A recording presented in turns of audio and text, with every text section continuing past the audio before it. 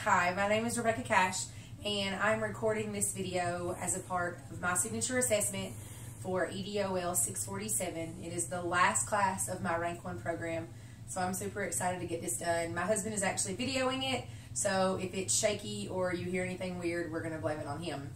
I'm sitting here in my living room because it's the summer, and I obviously don't have a class, or in this case, a PLC group to have this conversation in front of, so we're going to pretend like you are my grade level team members, and this is what I would do if I was sitting in my weekly PLC meeting. So I'm going to start out, I'm going to be referring to this PowerPoint. Hopefully he will zoom in and out a little bit on the PowerPoint as well as on me, so you can see exactly what I've prepared. So the title of this presentation is Use Guiding Reading in the Primary Classroom, and it's for a second grade PLC, and like I mentioned earlier, my name is Rebecca Cash. Starts off with the table of contents. I'm not going to go through that. There's really no reason to. We're going to go through all of these step by step, but I will start with the meeting agenda. So in our PLC meetings, the first thing we always make sure we have is an agenda, so that we make sure that all of our time is being used constructively. So we're going to start off with the call to order. We're going to go over our vision statement for our classrooms. We're going to discuss what guided reading practices are that we're currently using. I have two articles that I'm going to talk really briefly about. We're going to have a conversation about what guided reading looks like in a primary classroom. We're going to talk about the interventions that we're going to use, and when we talk about these interventions, we're going to talk about who's doing what they're doing, when they're doing it, and where they're going to do it. We're going to go over some pre and post assessment data, and then we're going to talk about what our next steps are. So I'm going to start with the vision statement, and this is my first year going back to primary, so my vision statement for my classroom changed quite a bit. I spent the last 5 years in intermediate, so going down to the primary classroom, I kind of had to shift my focus a little bit. So my vision statement for my second grade classroom this year is that in our classroom, we will work hard to reach our goals. We will believe in ourselves and in each other. We will always remember that we are in charge of our own learning, and we will strive to always do our best. The problem that we're going to focus on in this PLC today is it says that the biggest problem students have in reading is their inability to comprehend what they are reading. Readers who have strong comprehension skills are able to draw conclusions and make inferences about what they read. So hopefully after all of this, we're going to be able to solve this problem, or at least put some interventions into place to help solve the problem. The two articles that we're going to look at, and if this were a real PLC, I would have copies of these articles out, or I would have already emailed these articles out to my PLC team members. But the first one's called Looking Back to Move Forward with Guided Reading. And it's an article written by Ford in 2011, and basically it's talking about you have to look back at what you've been doing to find out what you need to do.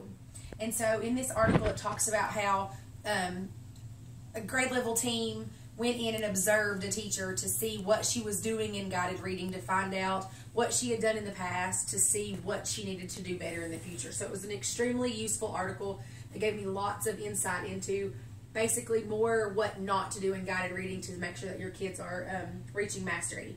And the second one is an article that I actually printed off, and I'm going to actually take back to my school when school starts in August and have our primary literacy team go over. And it's called Guided Reading in the Primary Classroom, and basically it was a step-by-step procedure to show you exactly what you should do in a primary classroom for guided reading and exactly what it looked like. So from that second article, I pulled what guided reading actually looks like in the primary classroom. And if you've never done guided reading before, it's made up of three main components: before reading, during reading, and after reading. And so in this case, before reading for primary, it says that you're supposed to set the purpose for reading. Make sure the kids know exactly why they're reading the piece of text that they're reading. Introduce any vocabulary. Allow them to make predictions. Talk about strategies that good readers use. So if you can let the kids go through a picture walk, or let's brainstorm about the title and think, okay, what do we think this article or this text may be about? Kind of build on that background knowledge before they ever start reading the passage. Then it says during reading, it says to guide students as they read, provide adequate wait time, giving prompts and clues as needed by individual students, such as try that again, or does that make sense? And then if they're having trouble with a word, ask them, well, look at how that word starts. You know, you said that the word was this, but this starts with a B, so what do you think? What word could we think that this might be? And then after reading, to strengthen comprehension skills and provide praise for students of things they were doing during the reading. super important, especially with younger primary kids, to always remember to praise them. Even if out of a 15 sentence passage they got 2 sentences correct, you know, give them some praise so they feel like they've done something. I also found in that second article, it kind of gave you an example of what a 120-minute literacy block would look like. And so I tweaked it a little bit. I've actually already talked to my principal about this, and I think this is something that I may like to use in my classroom this year, because I have a 120-minute literacy block. So the first 40 minutes, it's totally teacher-led and whole group instruction. And within that, like I said earlier, you're going to set the purpose for a lesson, introduce the daily learning objectives. Always make sure the kids know what they're learning and why they're learning it. Do introductory instruction of daily target skills and concepts. Basically have a lot of teacher modeled instruction. We do we do, you do model at my school. So for them to see me do it, then for them to work together with partners and then do it on their own, I think is great. So teacher modeled instruction, student partner work, and then a formative assessment. Formative assessment's been a big push in my district the last couple of years, because we've learned that if you don't know where your kids are, you don't know where they need to go. So formatively assess after they're doing it individually. Then have a 70-minute cooperative learning time. So basically centers. And within those centers, have a small group center, which is teacher-led instruction, some kind of language mechanics, grammar. You can tie in writing there. Obviously comprehension, because that's what we're really focusing on. And then vocabulary.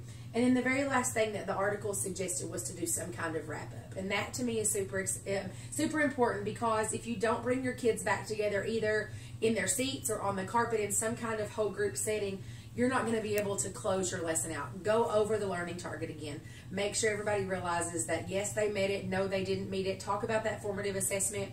Give them some idea of where you're going next in your lesson.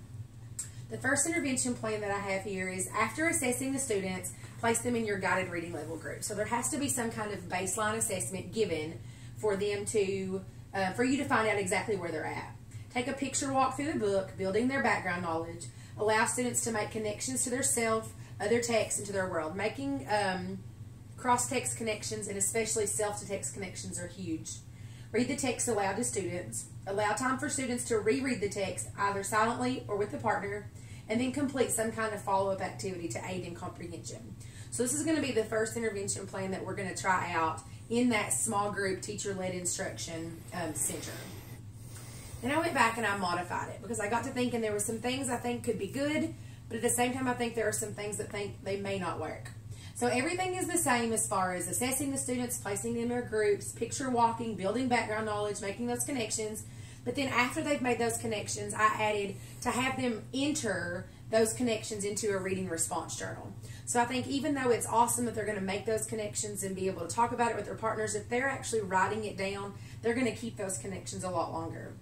Then the same thing, read the text aloud to students, allow time for students to reread their text, complete the follow-up activities, and then when they're completing those follow-up activities, have some kind of writing prompt that addresses that story or that text that they read, and have them add that to their reading response journals.